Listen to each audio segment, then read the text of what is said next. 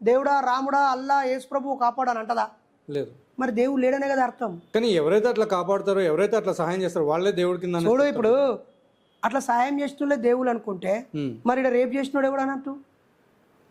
వాడు కూడా దేవుని మొక్కేటోడే కదా, నిజమా కాదా?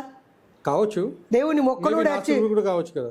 ఇప్పుడు ఒకటి ఆలోచించండి, మొన్న ఒక గుడిలో ఒక విగ్రహాన్ని ధ్వంసం చేశారు. అవును. నాస్తికుడు ధ్వంసం చేశాడా? ఈ దేశ చరిత్రలో ఎన్నో గుళ్ళు, గోపురాలు, చర్చిలు, మసీదుల్లో దొంగతనాలు జరిగాయి. విగ్రహాలను ఎత్తుకుపోయారు, ధ్వంసం చేశారు, హుండీలు ఎత్తుకుపోయారు, బోలని జరిగాయి కదా. ఏ దేవుళ్ళని నమ్మని నాస్తికులు ఎప్పుడైనా అలా చేశారా? మరి చేసిన వాళ్ళందరూ ఏదో ఒక దేవుని నమ్మినోళ్ళే కదా. ఈ పాయింట్ ఎందుకు కామన్ సెన్స్ మర్చిపోతున్నారు?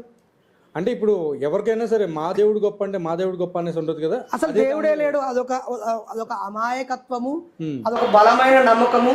తనను తాను కంట్రోల్ చేసుకోవడానికో, లేకపోతే ఒక సముదాయంలో గుంపుగా చేరడానికో, పాపము చేస్తే శిక్షిస్తాడనే భయమో, కొంత మేరకు తనను తాను సంస్కరించుకోవడానికి, ఒక జీవన విధానంలో కలిసి ఉండడానికి ఈ మతాలు, ఈ దైవము.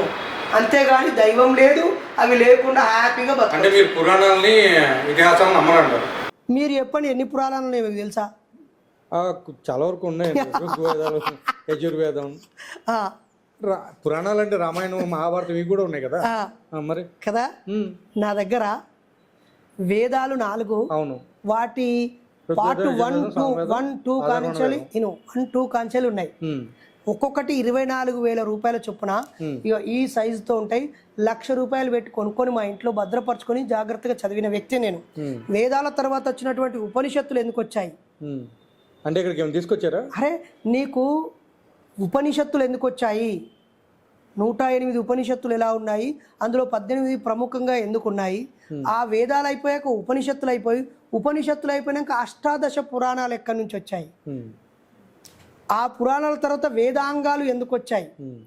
ఆ తర్వాత ఇప్పుడు మనం చెప్పుకునేటువంటి రామాయణం, భారతం, భాగవతం, భగవద్గీత లాంటి ఈ మహాపురాణాలు ఎందుకు వచ్చాయి? ఇవన్నీ ఒకరి మాటల్లో నుంచి ఒకరికి ఆశు రూపంలో వచ్చినవే. అచ్చు యంత్రం కనిపెట్టాక పుస్తకాలు అయినాయి, అంతకుముందు తాళపత్ర గ్రంథాలు ఉన్నాయి. ఉన్నాయి రా భయ్, నీ ఇంట్లో బంగారం ఉన్నది, గడ్డలు ఇటుక పెడ్డలు లెక్క. ఏం ప్రయోజనం? తియ్యరా బాబు, నువ్వు వాటిని కరగదీయి, ఎంత సాగదీసినా తెగిపోని తత్వం బంగారంలో ఉంది. అది రింగుగా మారుస్తావా, కిరీటంగా మారుస్తావా, ఆఖరికి చెప్పులుగా నన్ను మారుతు నీ ఇంట్లో ఉన్న బంగారాన్ని. నీ ఇంట్లో గడ్డలు టన్నులు బంగారం ఉంటే చెప్పులుగా పెట్టు చేతనైతే, లేకపోతే పీట కింద వేసుకొని, ముడ్డు కింద వేసుకొని కూర్చోడానికి ఉపయోగపడాలని బంగారం బిడ్డలు. లేకుండా అవి బిర్యాలు అంటే ఉపయోగం లేదు కదా.